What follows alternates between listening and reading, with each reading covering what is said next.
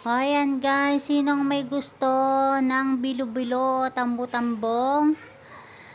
So ayan guys, what's this guys, at gumagawa ako ng masarap na bilo-bilo.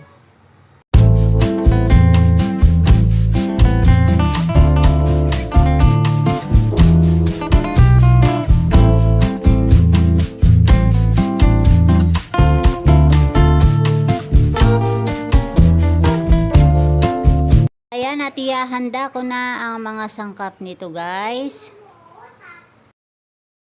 Ayan, balatan natin ang kamote. At kasunod naman ang saging guys.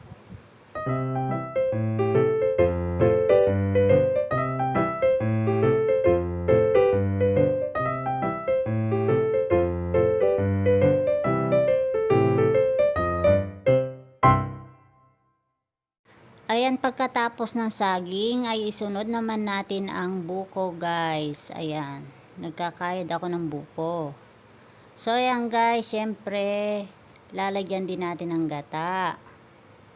So ayan ang ayan, pinakuluan ko ang gata.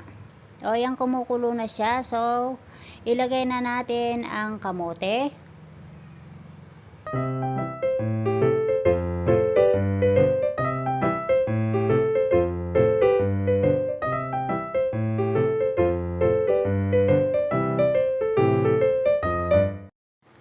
Ayan, after 15 minutes, kumulo na ang gata. So, ayan, ilagay na natin ang mga ingredients. Ang sago, ang kamote, at ang buko, guys.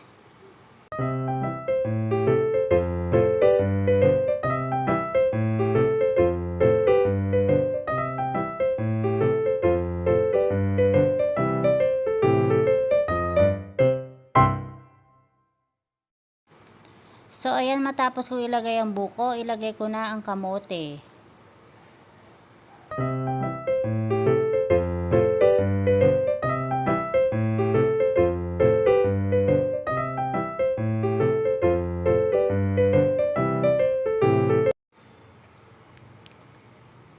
So, ayan, kumulo na naman ito after 30 minutes.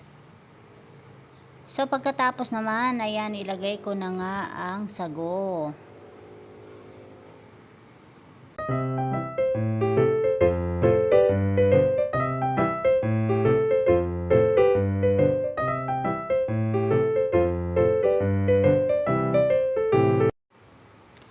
Ayan, pagkatapos ng sago ay ilagay ko naman ang saging.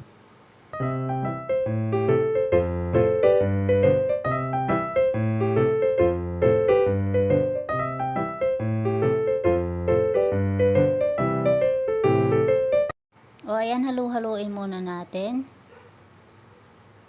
O ayan guys, pwede na nating ilagay ang glutinous rice guys. So ayan guys, matapos na ilagay ang glutinous rice, ayan, after 50 minutes kumulo na naman. So ayan, pag lumulutang na ang glutinous rice, ayan, luto na ito guys. So ayan guys, nilagay ko na ang asukal. So ayan guys, luto na ang ating bilo-bilo.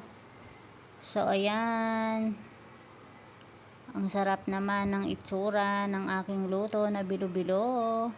So ayan guys, huwag kakalimutan na may subscribe sa aking channel para lagi tayong updated. O ayan, ang bilo-bilong kakanin guys. Thanks for watching guys.